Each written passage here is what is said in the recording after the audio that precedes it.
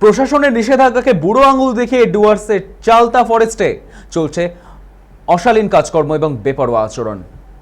হাতির আবাসস্থল হিসেবে পরিচিত এই পর্যটন কেন্দ্রে প্রকাশ্যে মদ্যপান, বন্যপ্রাণীকে বিরক্ত করা এবং গাড়ি দিয়ে হাতি তাড়ানোর মতো অভিযোগ উঠেছে একাংশ পর্যটকদের বিরুদ্ধে। এতে যেমন পরিবেশের ক্ষতি হচ্ছে, তেমনি বাড়ছে মানুষ ও বন্যপ্রাণীর সংঘাতের আশঙ্কা। পরিবার নিয়ে বেড়াতে আসা পর্যটকেরাও প্রশাসনের আরও কড়া নজরদারির দাবি জানিয়েছেন।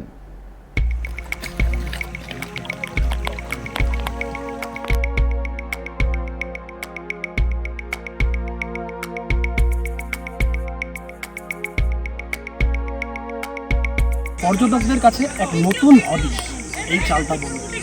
প্রকৃতির একেবারে খোলামেলা এই পরিবেশ, চারিদিকে নদী, বনজঙ্গল সব মিলিয়ে এই মুহূর্তে এই যে পিকনিক স্পট বললে ভুল হবে, স্বঘোষিত পিকনিক স্পট বলাটাই ঠিক।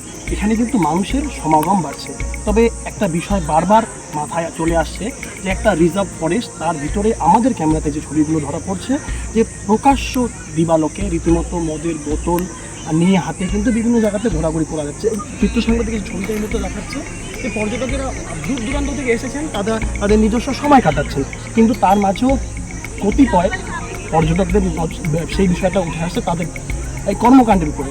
পাশাপাশি যেভাবে মদের বোতল যতটা ছড়িয়ে কাঁচ ভেঙে রাখা হয়েছে, সেক্ষেত্রে কিন্তু বন্য প্রাণীদেরও কিন্তু অনেকাংশে ক্ষতি হতে পারে। এখান দিয়ে হাতি ঘোরাফেরা করে, এটা এলিফ্যান্ট জোন একটা, ঠিক আছে। এবং এই জায়গাটাই আবার যখন জানুয়ারি চলে আসে তখন একটা পিকনিক স্পট হয়, খুব সুন্দর জায়গা, সবাই ফ্যামিলি নিয়ে পিকনিকের জন্য ছুটে আসে। এই যে প্রকৃতির একটা সুন্দর জায়গা আমাদের কাছে দিয়ে রেখেছে, এটা আমাদের কাছে দারুণ ব্যাপার। কিছুদিন আগে আমি নিউজে দেখলাম যে এখানে জল জমে গেছিল, সেক্ষেত্রে একটা রিস্ক থেকে যায়। প্রশাসন যদি সেই জায়গাটাকে দেখে আগামীতে আপনারা এটা একটা ডিমান্ড করছেন। হ্যাঁ, একটু রাস্তাটা সুন্দর, আর এখানে যদি একটু সেফটির ব্যাপারটা দেখা হয়, যেহেতু হাতির একটা শুনলাম কম বেশি, আমরা দেখলাম এখানে হাতি হয়তো আছেও, তো সেই জায়গাটা দিয়ে যদি প্রশাসন সবসময় একটু দেখে। তার পাশাপাশি এই যে মদ নিয়ে ঘোরা বেড়ানো, এটাকে কি হয়? এটা তো আমার মনে হয় সবসময় আমাদের একজন ভালো নাগরিক হিসেবে এটাকে ইয়ের থেকেই প্রথমে ঠিক করা উচিত, যে এই জিনিসটা যাতে না হয়। প্রশাসনও একই উদ্যোগ নিক, এটাই আশা রাখবো। এই জায়গা অর্থাৎ চালতা যে এলাকা, এটি কিন্তু পর্যটকদের জন্য একটি সুবিশাল এবং উত্তরবঙ্গের অন্যতম একটি পর্যটন কেন্দ্র হয়ে উঠতে পারে। তবে প্রশাসনিক নজরদারি দরকার রয়েছে এবং সাধারণ মানুষের মধ্যে সচেতনতার দরকার রয়েছে।